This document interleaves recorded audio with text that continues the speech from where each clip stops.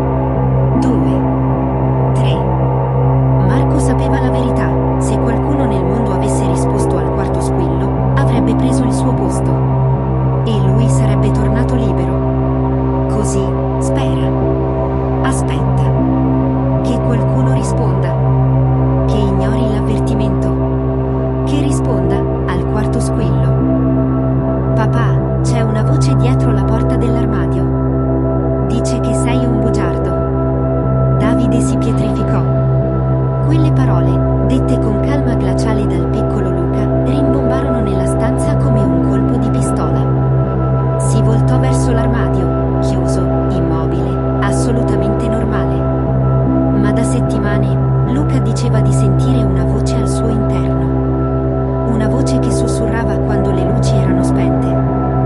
Davide e sua moglie avevano pensato fosse immaginazione, o incubi, o un modo per attirare attenzione.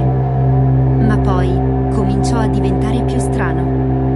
Luca iniziò a sapere cose che non poteva sapere. Come il fatto che la madre e Davide stavano litigando di nascosto. O che il padre aveva mentito su dove fosse andato una notte in cui era tornato con una camicia sporca e uno sguardo vuoto. Quella sera, con la moglie addormentata e Luca in camera sua, Davide si sedette davanti all'armadio. Rimase lì ore. Silenzio. Poi, 3 colpi secchi. Toc, toc, toc. Seguiti da un sussurro, graffiato, soffiato, come il vento che entra da una finestra rotta. Anche lei sa. Ma fa finta. Falla sparire. Il giorno dopo, la moglie non c'era più. Nessuna traccia. Solo il suo cellulare, lasciato sull'ingresso. Luca non fece domande. Disse solo: "Ora tocca a te". Nei giorni successivi, Davide cominciò a sentire la voce anche senza aprire l'armadio. La trovava nei sogni, negli specchi, nei rumori delle tubature. Sussurrava segreti. Ricordi che aveva sepolto. Colpe che aveva nascosto anche a se stesso. Una notte, svegliato da passi leggeri, lo trovò in piedi davanti all'armadio. Ha detto che sei pronto. Vuole mostrarti tutto. E prima che potesse fermarlo, Luca aprì la porta. Non c'erano vestiti. Solo buio pulsante, come un cuore gigante che respirava. Una mano lo afferrò, gelida, affilata come vetro. Davide urlò. Ma la stanza era muta. Il mondo era scomparso. Il mattino dopo, la polizia trovò Luca seduto sul letto. Da solo. Dov'è il tuo papà? Dentro la porta. Con la mamma. Non gli piace la verità. Dietro l'armadio vuoto, una voce graffiata sussurrava ancora. Vuoi sapere anche tu? Se senti bussare 3 volte alla porta d'uscita, scappa. Anche se hai il turno di notte. Anche se sei da solo.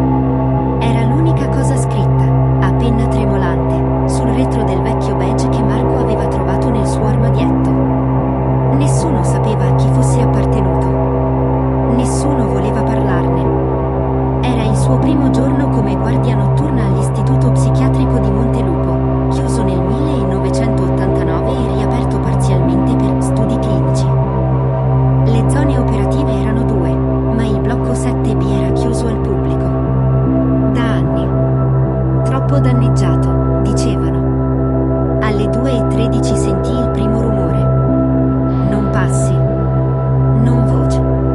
3 colpi secchi sulla porta d'uscita del blocco 7B. Toc. Toc. Toc. Marco pensò subito al messaggio sul badge. Rise nervosamente. Sarà uno scherzo, oppure un barbone entrato da qualche passaggio rotto punto. Ma il sistema di sicurezza non segnalava nessuna presenza in quell'area. Alle 2:25 si spense l'impianto elettrico nel 7B. Solo lì.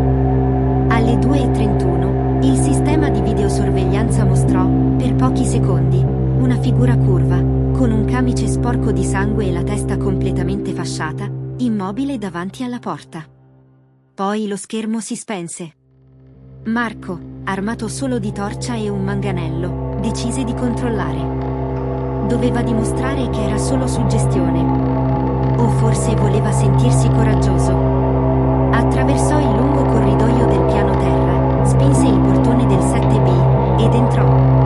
Silenzio. Muri scrostati. Odore di muffa e disinfettante vecchio. Poi, passi veloci dietro di lui. Si voltò.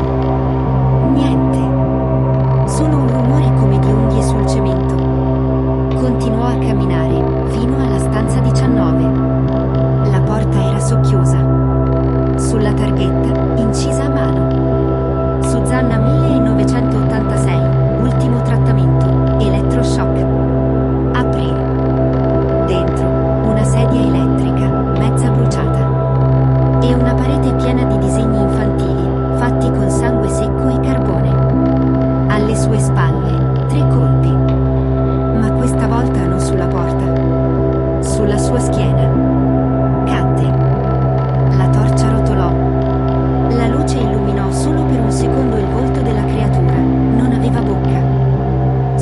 cicatrice cucita.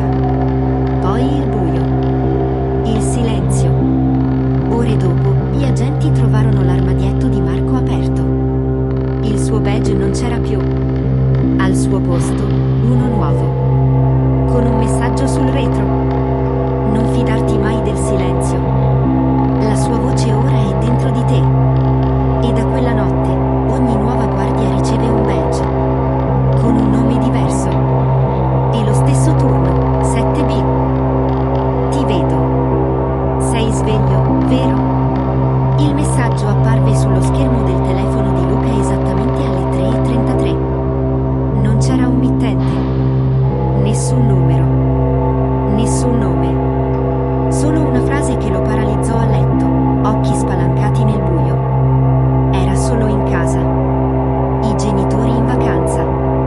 Il silenzio della notte era tagliato dal ticchettio dell'orologio e dal battito accelerato del suo cuore. Cercò di ignorarlo. Sarà uno scherzo, pensò. Ma quando il telefono vibrò di nuovo, gli cadde dalle mani. So cosa hai fatto. Ora tocca a te. Iniziò a sudare freddo.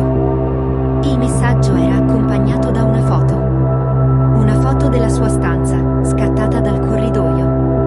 In tempo reale. Corse alla porta. Era chiusa. Dall'interno. Aveva 17 anni. Un ragazzo comune. Ma con un segreto oscuro.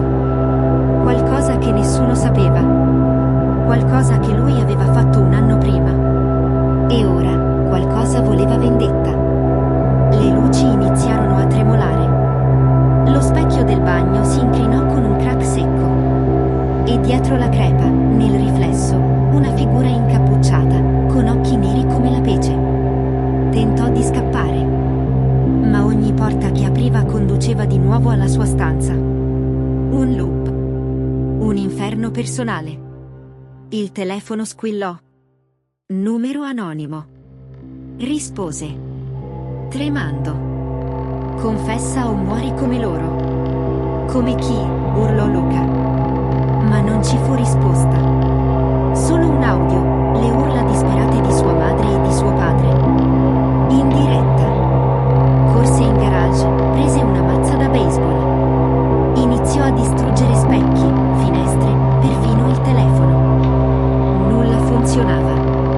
Le pareti della casa trasudavano sangue. La voce al telefono continuava a tormentarlo. L'hai seppellito vivo. Ricordi? Adesso scava. E lui ricordò. Il bambino del quartiere. L'incidente. Il panico. Aveva nascosto tutto. Andò in giardino. Iniziò a scavare nel punto esatto. Fango, sudore, lacrime. Finché non trovò una scatola di legno. La aprì. Dentro, un telefono identico al suo. Un messaggio illuminava lo schermo. Benvenuto all'inferno, assassino. Dal terreno, mani scheletriche e marce lo afferrarono. Le sue urla svanirono nel silenzio.